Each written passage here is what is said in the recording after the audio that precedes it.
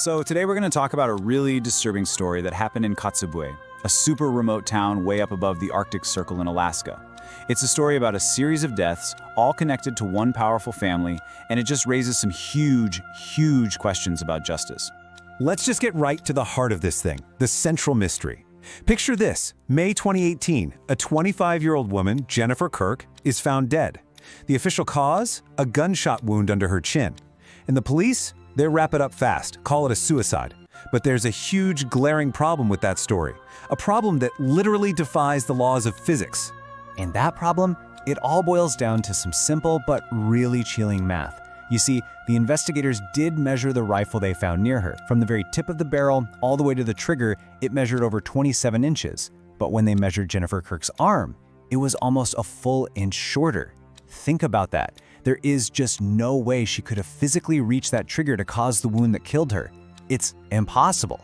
So even with this massive, glaring physical impossibility staring them in the face, the Kotzebue police closed the case in one day. They officially ruled her death a suicide. And that, right there, wasn't the end of the story. No, it was just the beginning of something much darker.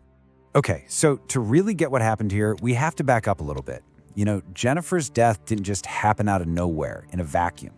There was a whole history leading up to it, a documented pattern of violence and, tragically, pleas for help that just went completely ignored. Yeah, I mean, before she died, Jennifer had actually called the police multiple times. She was reporting that her boyfriend, a guy named Anthony Richards, had been violently assaulting her. So when you look at this timeline, it's crystal clear. This wasn't some sudden, unpredictable tragedy. It was a pattern of escalating violence that the authorities absolutely knew about. And listen to this. This is a direct quote from a police report after one of her 911 calls. She was reporting a life-threatening assault, a huge, flashing red warning sign.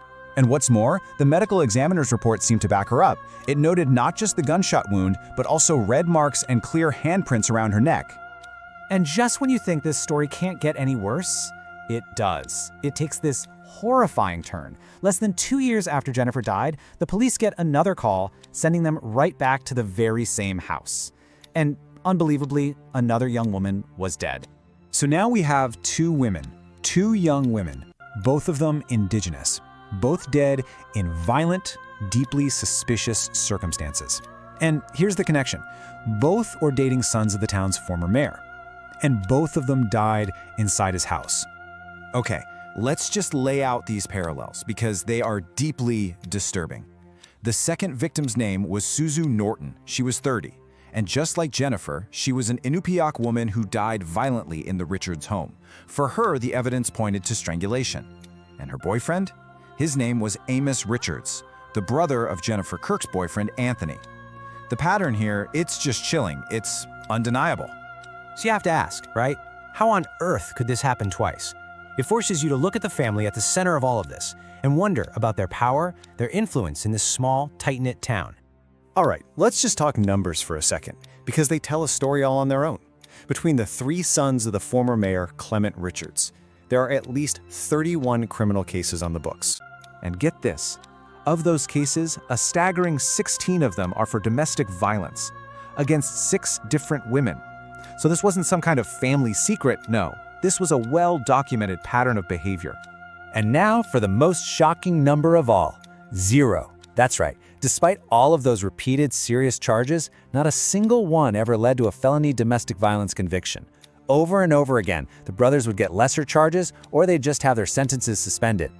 So why? Why the total lack of consequences? Well, this quote from a judge, it pretty much explains everything. He was lowering bail for Anthony Richards after an assault charge, and he says right out loud that he knows his parents, knows his dad's on the city council, and calls them fine. I mean, it doesn't get much clearer than that. This is the family's status directly influencing a judge's decision. Now, as just unbelievably horrifying as these cases in Kotzebue are, it's so important to understand that this isn't just some isolated incident.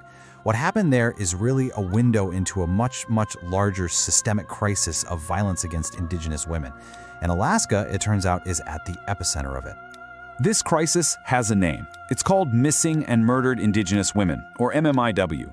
And what it points to is this tragic reality where Native women disappear or are murdered, and their cases just go cold. They don't get investigated. They don't get media attention. Some people have this really powerful way of describing it. They say these women disappear 3 times. First in life, then in the media, and finally in the data. And the scale of this problem in Alaska is just staggering. For Indigenous women, the numbers are absolutely catastrophic. They are murdered at a rate 10 times higher than the national average for all women. 10 times. So that is the context for what happened to Jennifer Kirk and Suzu Norton. Their stories aren't just tragic outliers. They are part of a truly devastating epidemic. So where do things stand today? Well, the investigation into Sue Norton's death is still technically open. But the case of Jennifer Kirk? It's still closed, officially a suicide. The system that was supposed to protect these women, from the police all the way up to the courts, it seems to have failed them at every single turn. And that leaves us all with a really critical, really heavy question to think about. When the institutions that are supposed to protect people fail to act, who is left to deliver justice?